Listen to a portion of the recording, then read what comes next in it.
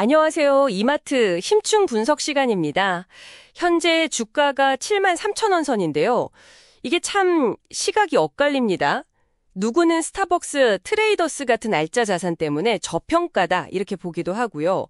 또 다른 쪽에서는 G마켓 적자 계속되고 신세계건설 리스크 있지 않냐, 이거 문제다 이렇게 보기도 하죠. 오늘 저희가 여러분께서 제공해 주신 자료들, 이 객관적인 데이터를 가지고 한번 제대로 파헤쳐 보겠습니다. 이마트, 과연 기회일지 아니면 함정일지. 자, 그럼 한번 풀어볼까요?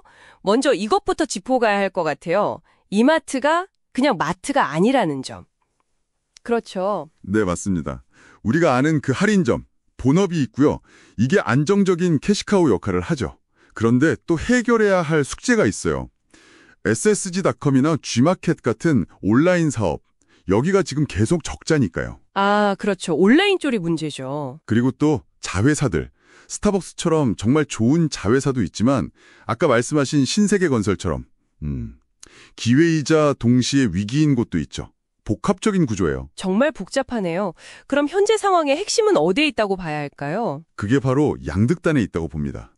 한쪽엔 스타벅스라는 아주 확실한 수익원이 있고요. 다른 한쪽엔 신세계건설이라는 어쩌면 그룹 전체를 흔들 수도 있는 그런 유동성 위기 요인이 딱 버티고 있는 거죠.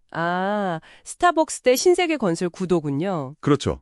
그래서 사실 지금 주가는요, 마트에서 물건 얼마나 파느냐 이거보다는 G마켓 적자를 얼마나 빨리 줄이는지, 그리고 신세계건설 리스크를 시장이 좀 안심할 수 있게 해소하는지, 여기에 훨씬 더 민감하게 반응하고 있다고 봐야 합니다. 그렇군요. 이런 상황에서 분석가들은 그럼 구체적으로 목표 주가를 얼마로 보고 있나요? 자료를 보니까 네, 그 보고서에서는 2025년 11월 목표 주가를 92,000원으로 제시하고 있습니다.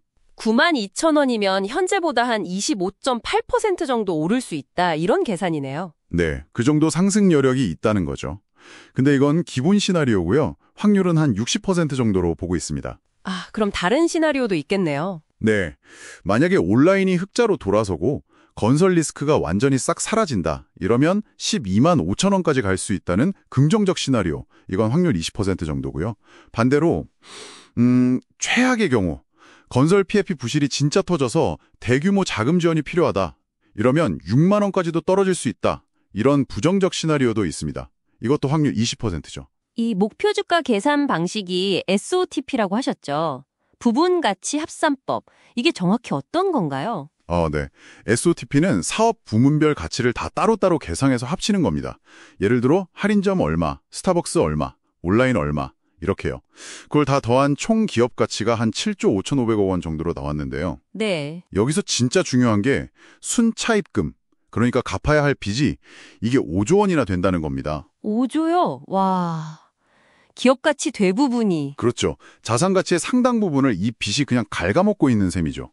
이게 주가가 쉽게 못 오르는 가장 큰 이유 중 하나예요. 그렇군요. 그래서 반대로 생각하면 이 부채를 줄이는 게 주가 상승에는 가장 확실한 방법일 수 있다는 겁니다. 부채 문제가 정말 핵심이네요. 그럼 기회 요인이랑 위험 요인을 좀 나눠서 다시 정리해 볼까요? 좋은 점은 뭐가 있을까요? 기회 요인이요. 일단 장부상 자산 가치 대비 주가가 싸다는 거. PBR이 낮죠. 그리고 두 번째는 역시 스타벅스. 이건 뭐 꾸준히 돈 잘 벌어주고 브랜드 가치도 높으니까요. 네, 스타벅스는 정말 알짜죠. 마지막으로는 G마켓이나 SSG닷컴 같은 온라인 사업 적자 폭이 그래도 조금씩 줄어들고 있다는 점. 이것도 긍정적으로 볼 수 있겠습니다. 그럼 반대로 지금 주가가 가장 짓누르는 건 역시 신세계건설 문제인가요? 네, 단연코 그렇습니다. 지금으로서는 신세계건설 유동성 리스크. 이게 가장 큰 문제입니다. 이게 해결이 안 되면 주가가 오르기 힘들어요. 해결이 시급하군요. 네, 거기다 쿠팡이나 중국계 이커머스 업체들하고 온라인 경쟁은 점점 더 심해지고 있죠. 아까 말씀드린 5조 원 넘는 빚 때문에 이자 비용도 계속 나가고 있고요. 여러모로 부담이 크네요.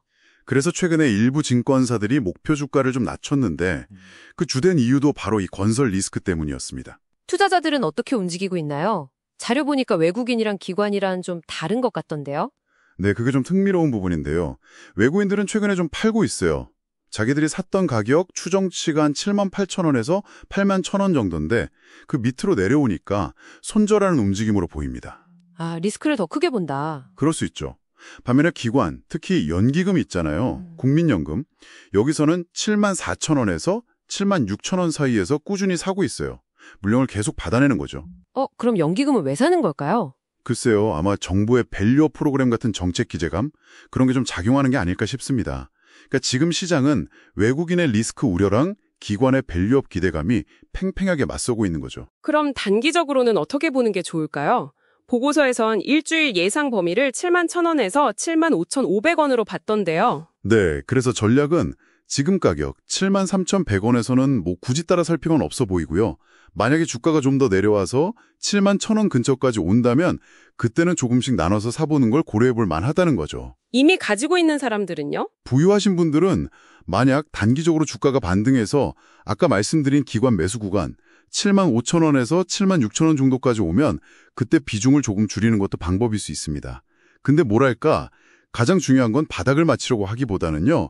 신세계 건설 같은 큰 악재가 실제로 좀 풀리는 걸 확인하고 들어가는 게 안전하다는 겁니다. 네, 정리를 해보면 이마트는 스타벅스나 부동산 같은 좋은 자산을 많이 가지고 있지만 동시에 신세계 건설이나 G마켓 같은 리스크도 상당히 커서 줄다리기를 하고 있는 상황이군요. 목표가 92,000원이라는 건 이런 리스크가 잘 관리된다는 가정하에서는 여전히 싸다 이런 분석인 거고요. 네, 정확합니다. 그래서 마지막으로 여러분께 질문 하나 드리고 싶어요. 저희가 계속 부채 줄이는 게 중요하다고 말씀드렸잖아요. G마켓 실적 개선은 좀 시간이 걸릴 수 있는 문제니까 그거랑 별개로 이마트가 당장 부채를 좀 빨리 줄이기 위해서 팔 수 있는 자산, 그냥 핵심 사업은 아닌 그런 비핵심 자산에는 구체적으로 뭐가 있을지 한번 생각해 보시면 어떨까요? 어쩌면 그 답을 찾는 과정에서 이마트 투자의 중요한 힌트를 얻으실 수도 있을 것 같습니다.